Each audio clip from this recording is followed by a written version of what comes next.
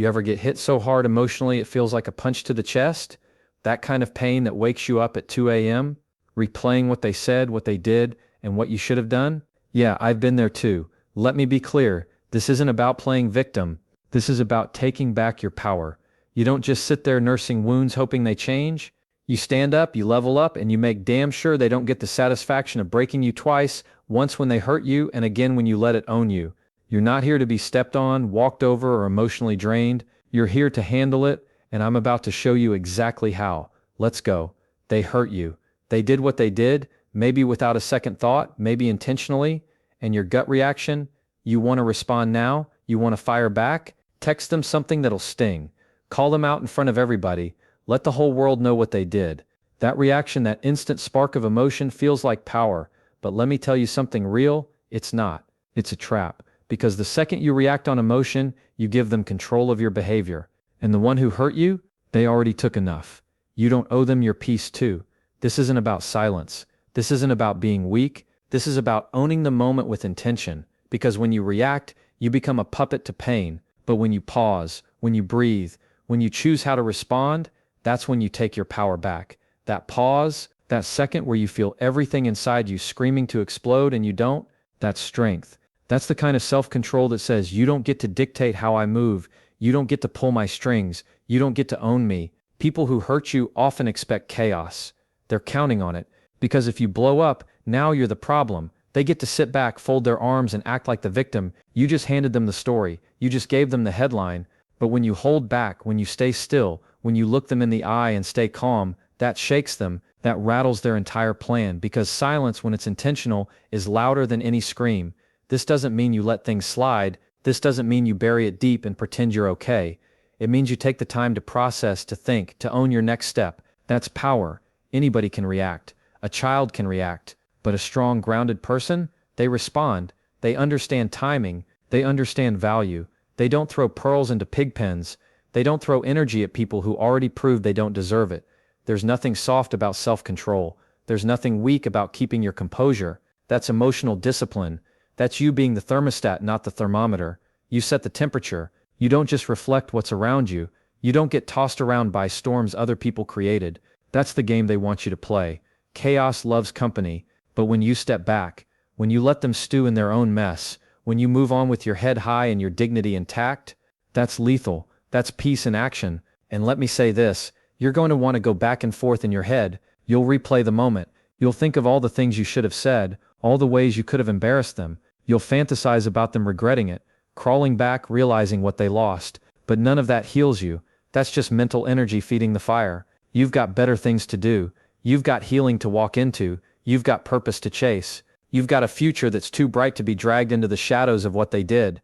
This is about ownership. Ownership of your mind, your heart, your reactions. You're not giving them that.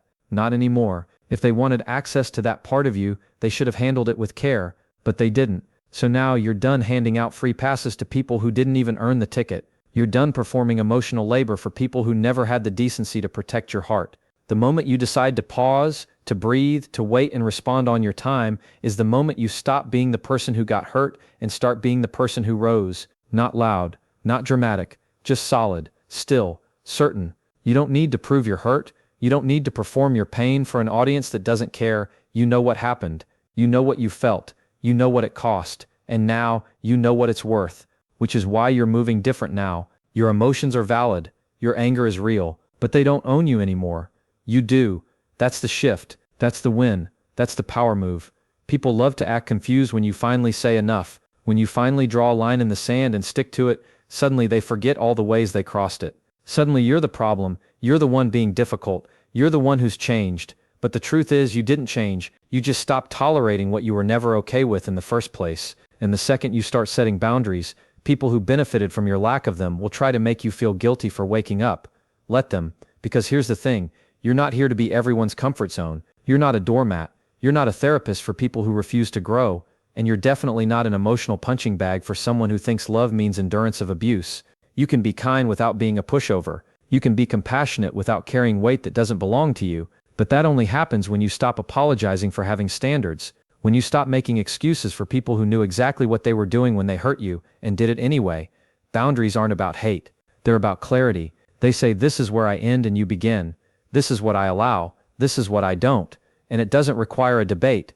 It doesn't need to be justified. You don't have to sit down and write a 5-paragraph essay explaining your hurt just to earn the right to step away. If someone broke your trust, tested your patience, or pushed past your emotional limits, they gave you permission to walk. You're just finally listening.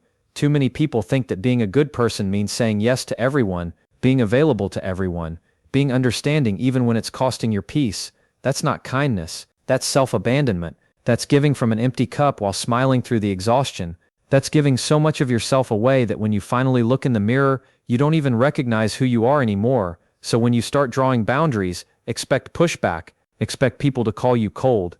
Expect them to say you've changed. Expect them to label you as distant, fake, or difficult. That's fine. Let them. That pushback, it's proof that the boundary is working, because it's showing you who really valued you and who only valued what they could get from you. People who love you will respect your limits. People who used you will resent them. That's how the truth shows up.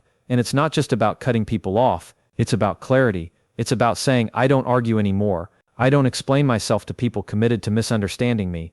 I don't show up to places where I'm only tolerated, not celebrated.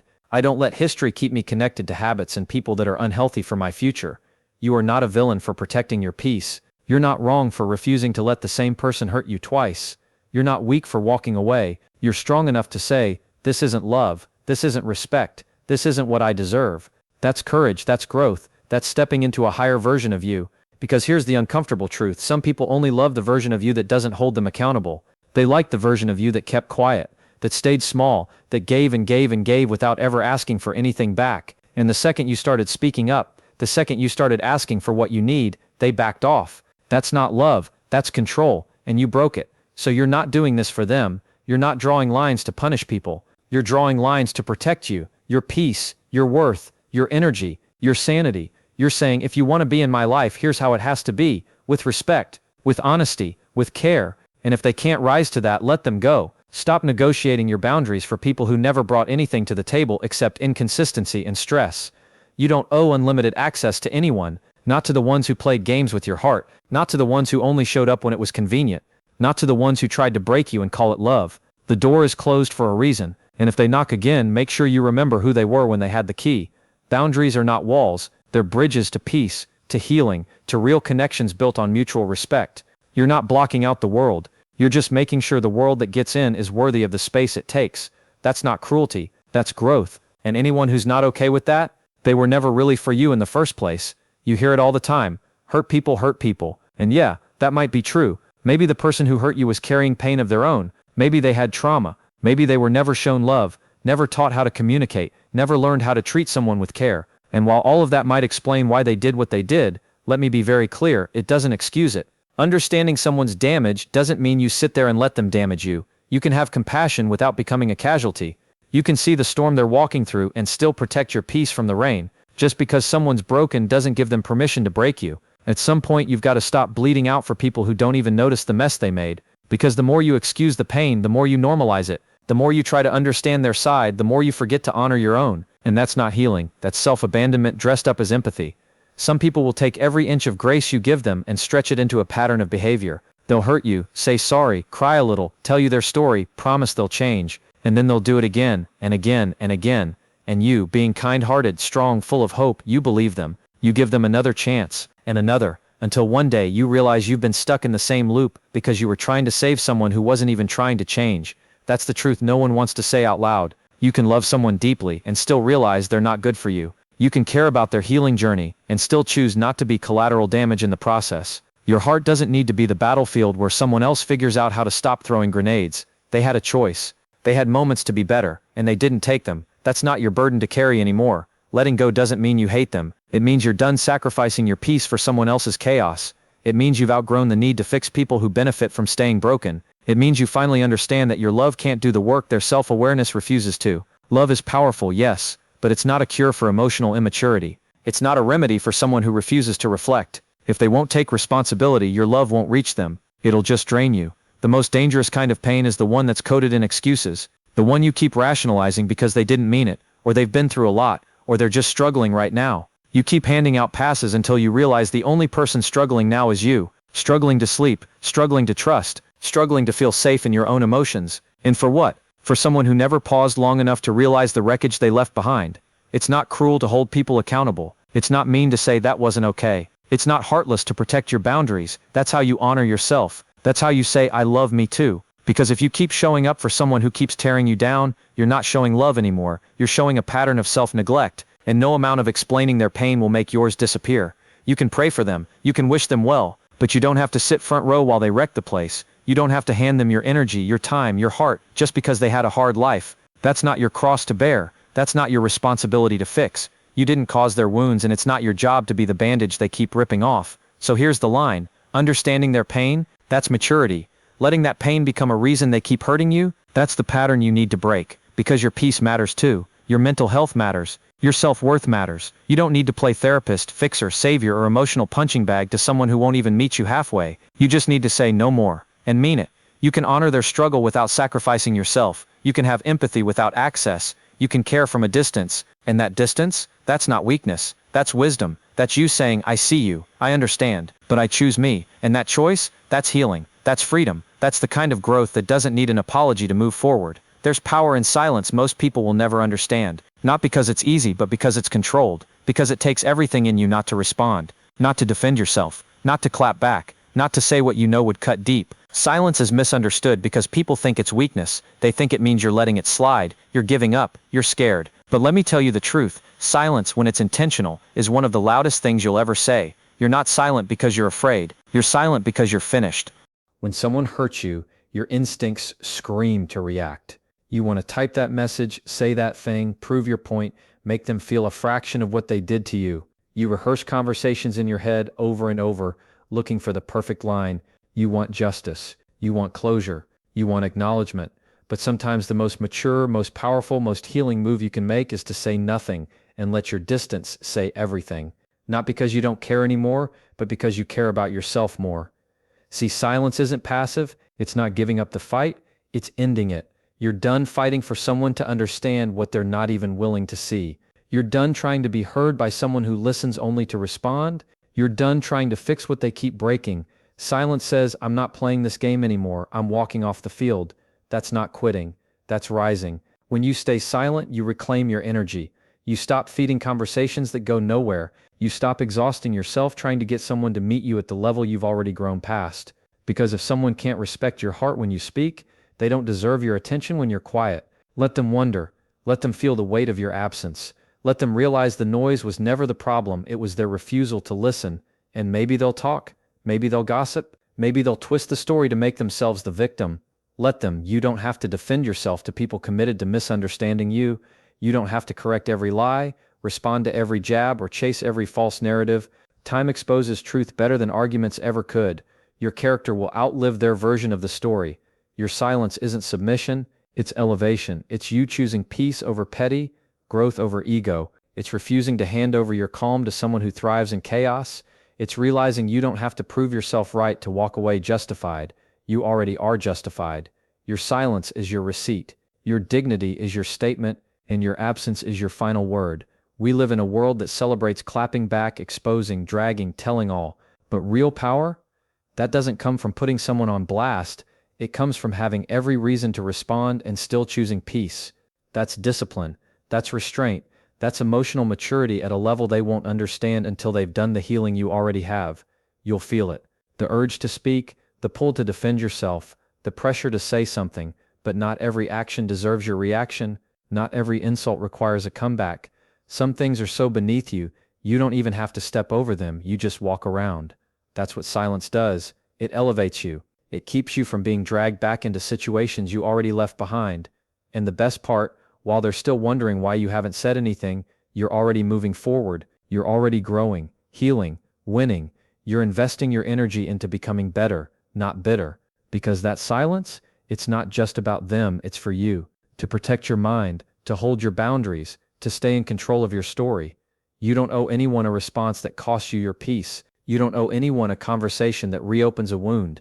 You don't owe anyone the satisfaction of knowing they still get to pull your strings. Sometimes, silence is your closure. Silence is your shield. Silence is the line that says, I've said enough, I've felt enough, and now I'm done. Not bitter, not broken, just done. And when you reach that place, when silence becomes your answer, no one can touch your peace, because you're not playing defense anymore, you're not reacting, you're not explaining, you're just living, breathing, moving forward, in calm, in strength, in control. That's not quiet, that's thunder, that's power, and you just mastered it. They hurt you, they did what they did, and maybe they didn't even flinch, maybe they never apologized, maybe they never looked back, and now here you are, still carrying it, still holding on to the sting, the memory, the betrayal, and it's so tempting, isn't it, to harden up, to close off, to say never again, and start building walls so high, no one ever gets close enough to hurt you like that again. That pain has a way of convincing you that softness is weakness and vulnerability is a threat. But that's the lie. That's how pain tricks you into becoming something you're not. You don't heal by becoming cold. You don't heal by mirroring the same behavior that broke you. You heal by staying you but wiser. You don't have to lose your warmth to protect your heart. You don't have to turn sharp just because someone couldn't handle your softness. The goal isn't to become unbreakable, it's to become unshakable. To stay kind in a world that tried to make you hard, to stay gentle in a moment that tried to make you cruel, because real strength isn't armor, it's honesty, it's emotional truth, it's saying yes, that hurt but I'm still here, still breathing, still loving, still open. See, there's a cost to hardening. You shut the door to pain, sure, but you also lock out joy. You stop trusting others but you also stop trusting yourself. You start seeing everyone as a threat, and eventually you become a prisoner of your own defense mechanisms. That's not healing, that's hiding, and it might feel safe but it's also lonely, it's heavy, and it keeps you stuck in a version of yourself that was shaped by pain instead of purpose. Healing means doing the work, sitting with the pain, not numbing it, not running from it, but facing it head on and saying, I refuse to let this be the thing that defines me. It means processing what happened without becoming what happened. It means grieving, not just the person who hurt you, but the version of yourself that tolerated it. It means choosing to let go, not because they deserve forgiveness, but because you deserve freedom. And yeah, it's slow, it's messy, it's uncomfortable. There are no shortcuts, no hacks, no easy routes through heartbreak. But every step you take toward healing, no matter how small, is a step back toward yourself, toward the part of you that still believes in good, in connection, in second chances, not for them but for you. You get to give yourself a fresh start. You get to begin again without carrying their mistakes into your next season. The biggest win isn't pretending like nothing hurt you. It's being able to look back and say, it did, and I healed anyway. It's being able to feel every part of it without letting it control you. That's where power lives. Not in emotional numbness, but in emotional integrity. When you can stand in the wreckage, pick up the pieces and rebuild with care, that's the real flex. That's the version of you no one can break because you already rebuilt yourself once before, this time stronger, this time softer but smarter, this time with boundaries that protect, not walls that isolate. And maybe people won't understand how you got there. Maybe they'll expect you to still be bitter, still be guarded, still be stuck in that chapter. Let them wonder. You don't owe anyone an explanation for your healing. You just owe it to yourself to keep going. Keep choosing peace over pain, growth over grudges, love over fear. You're not here to carry wounds forever. You're here to become someone they could never break again. Not because you're untouchable, but because you're grounded in something deeper than revenge. Let them say what they want. Let them tell their version. Let them play the victim while you live the recovery. You're not cold. You're not heartless. You just know better now. And knowing better doesn't mean you stop feeling. It means you stop letting your feelings run the show. You lead with wisdom. You move with grace. You love with discernment. And that balance, that's healing in action. Don't let the pain change your heart. Let it train it. Let it make you more aware, not more afraid. Let it shape your standards, not your spirit. You're not here to become bitter. You're here to become better. Because the real transformation happens when you walk through fire and come out not burnt but refined, not hardened but clear, not broken but rebuilt with peace in your mind, strength in your soul, and softness still in your heart. You've been hurt. You've been broken, disappointed, blindsided, maybe by someone you trusted, maybe by someone you never thought would turn on you. And yeah, it shook you, but you're still standing, you're still here, and that alone makes you powerful, because you didn't fold. You didn't let the pain define you. You didn't let what they did stop you from growing into who you were meant to become. This wasn't just about survival. This was about transformation, about learning how to protect your peace without losing your heart, about choosing your response, not handing your emotions over like a weapon they could use against you, about drawing boundaries that don't scream revenge but speak loud with self-respect, about understanding people may carry their own pain, but so do you, and your pain deserves just as much protection.